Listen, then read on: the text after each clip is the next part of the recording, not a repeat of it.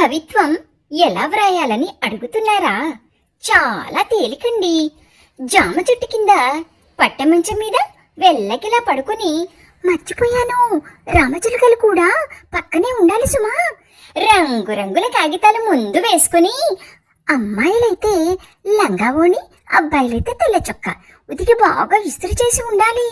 పెన్నుని చూపుడు మధ్య వేళతో పట్టుకుని అలా గాలిలోకి చూస్తూ ముసిముసి నవ్వులు నవ్వుతూ బుర్రలో వచ్చిన ప్రతి మాటను ఆ రంగు కాగితాలపైన లిఖించడమే. నచ్చకపోతే బొంగమూతి పెట్టి ఆ కాగితం చింపేసి వేరే రంగు కాగితంపై రాయడం మొదలు పెట్టాలి.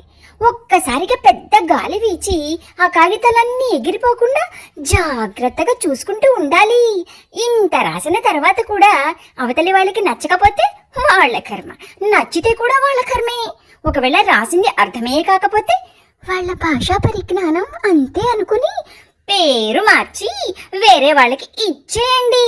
ఈ సలహాలు పాటించి కమ్మగా కవిత్వం కానియండి.